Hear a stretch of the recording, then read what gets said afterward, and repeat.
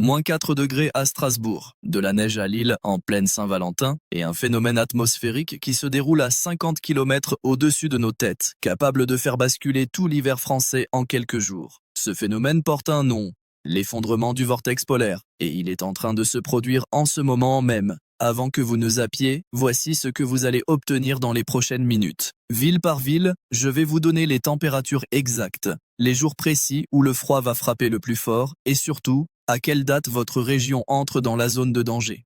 Et restez bien jusqu'à la 5e minute, parce que je vais vous révéler pourquoi toutes les prévisions que vous venez d'entendre pourraient en réalité être trop optimistes. Commentez maintenant le nom de votre ville pour recevoir une prévision personnalisée dans les commentaires. Commençons par un chiffre qui devrait vous faire réagir. La vitesse des vents autour du vortex polaire est tombée à 4 mètres par seconde.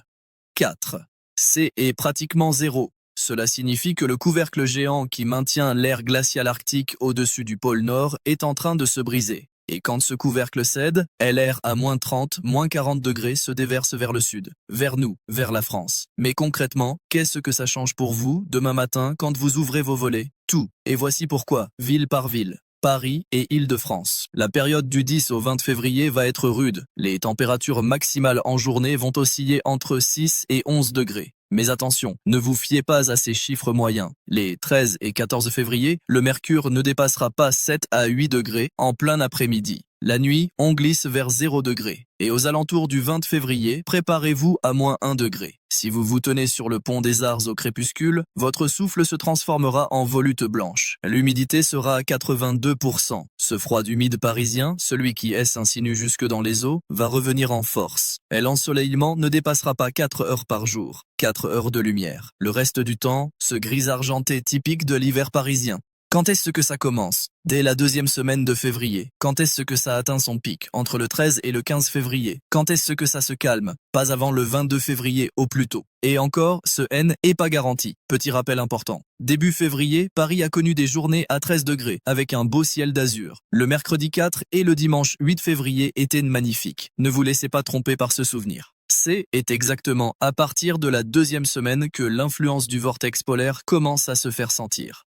Le contraste sera brutal. Et n'oubliez pas, le métro, le RER, le Transilien sont en pleine phase de modernisation avec des perturbations sur de nombreuses lignes. Si le mauvais temps vient se greffer sur des retards de train, armez-vous de patience. Manteau chaud, écharpe, gants et un parapluie toujours dans le sac. C'est non négociable. Mais Paris-Seine n'est pas la ville qui va souffrir le plus. Loin de là. Ne manquez pas ce qui arrive pour Strasbourg, un peu plus loin dans cette vidéo. C'est là que le froid va être le plus violent de toute la France. Direction Lille et les Hauts-de-France. La capitale du Nord, adossée à la frontière belge, va recevoir de plein fouet les vents arctiques. Les maximales en journée tombent à 7,7 degrés. La nuit, 1,4 degrés. Mais le 14 février, jour de la Saint-Valentin, ironie cruelle, les températures pourraient ne pas dépasser 0,5 degrés. 0,5. Le givre blanchira les toitures du Vieux-Lille au petit matin. Les flaques d'eau gèleront pendant la nuit. Février est le mois le plus enneigé de l'année à Lille, avec en moyenne 3,3 jours de chute de neige.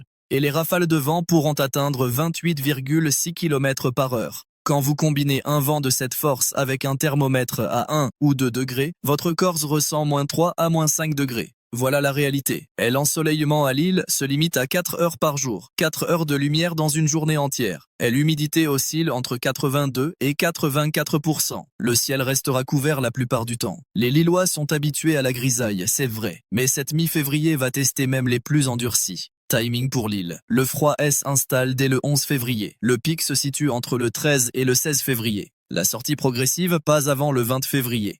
Maintenant, Strasbourg et le Grand Est. Et là, accrochez-vous. Strasbourg va connaître la journée la plus froide de toute la France en ce mois de février 2026. C'est le 13 février. Les minimales vont toucher -1,2 degré. Les maximales en journée ne dépasseront pas 6,7 degrés. Mais ce qui rend Strasbourg différente, c'est la nature du froid. Un froid continental, sec, tranchant, comme une lame. Le vent de nord souffle directement depuis les plaines d'Europe centrale. Il porte en lui le souffle glacial de la Sibérie. Strasbourg enregistre en moyenne 4,7 jours de neige en février, avec un cumul de 28 mm.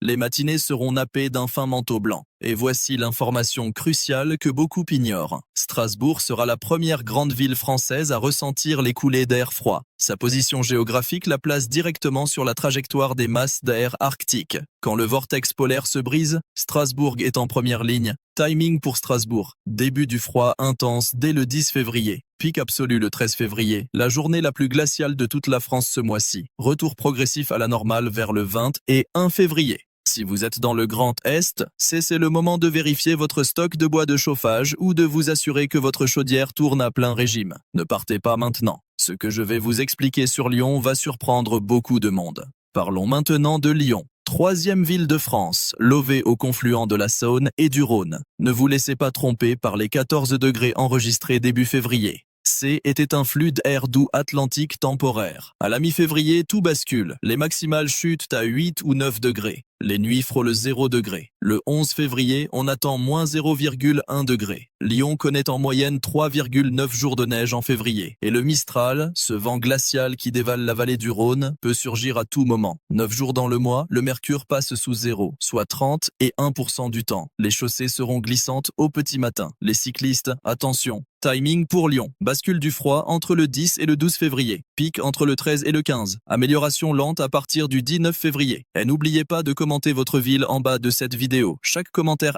aide à vous donner des prévisions plus précises pour votre quartier. Bordeaux et la façade atlantique. L'océan protège Bordeaux, c'est vrai. Les maximales restent entre 10 et 11 degrés. Les nuits descendent à 3 ou 5 degrés, rarement en dessous de 0. Seulement 6 jours de pluie, 23 mm de cumul. La neige est quasi inexistante, un jour tout au plus, et elle ne tient pas au sol. Bonne nouvelle pour les vignobles en dormance hivernale. Une légère gelée matinale est en réalité bénéfique pour le repos végétatif de la vigne, mais un gel prolongé pourrait causer des dégâts sérieux.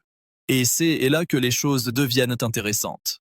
L'influence océanique n'est pas un bouclier infaillible. Si le vortex polaire pousse de l'air arctique vers l'Europe de l'Ouest, même Bordeaux pourrait connaître des journées anormalement froides. L'histoire nous l'a montré à plusieurs reprises. Quand les dépressions atlantiques faiblissent, quand elles ne sont plus assez vigoureuses pour barrer la route à l'air continental froid, même la côte ouest n'échappe pas à la morsure de l'hiver. Toulouse, au carrefour de deux climats. Et voici un twist que peu de gens connaissent. Février est le mois le plus enneigé de l'année à Toulouse. Oui, Toulouse.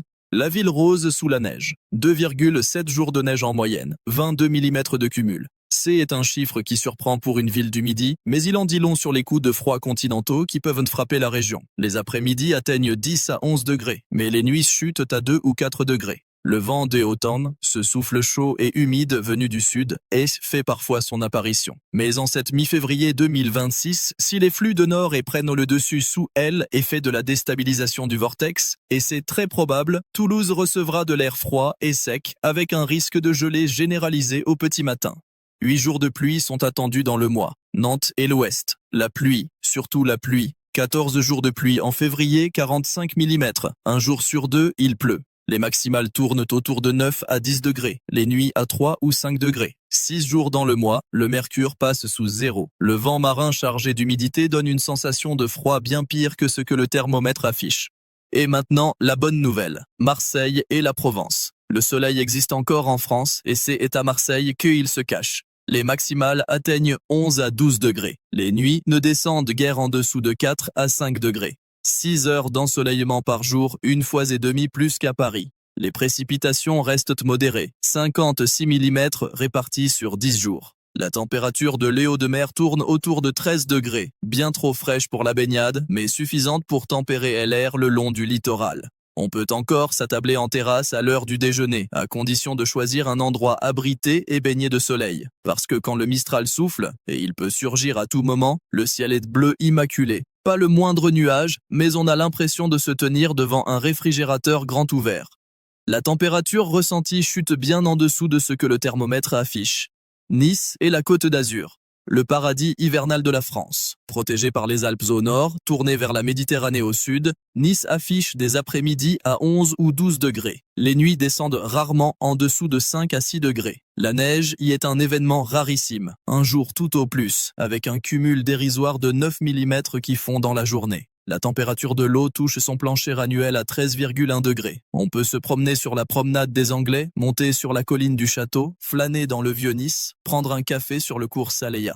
Mais même Nice-N est pas totalement à l'abri. Et c'est ça qui est troublant. La dernière fois que la Riviera a été blanchie par la neige, c'était en 2018. Une vague de froid exceptionnelle qui avait stupéfié le monde entier. Si les coulées d'air arctiques consécutives à effondrement du vortex atteignent le sud de l'Europe, Nice pourrait vivre quelques nuits proches de 0 degré. Rare, mais pas impossible. Montpellier, éclaircie méditerranéenne. À peine 18 mm de pluie sur tout le mois. C'est le mois le plus sec de l'année. 10 à 12 degrés en journée. La tramontane chasse les nuages et offre un ciel d'un bleu limpide. Et maintenant, la 5e minute. Le moment que je vous avais promis. Le moment où tout ce que vous venez d'entendre pourrait changer. Voici ce qui se passe réellement à 50 km au-dessus de nos têtes. Le vortex polaire, cette gigantesque masse d'air glacial qui tourbillonne au-dessus de l'Arctique depuis la surface jusqu'à la stratosphère, est en train de se briser en deux. Un noyau dérive vers l'Amérique du Nord, l'autre vers l'Europe. C'est confirmé par les dernières données de Severe Weather Europe publiées cette semaine.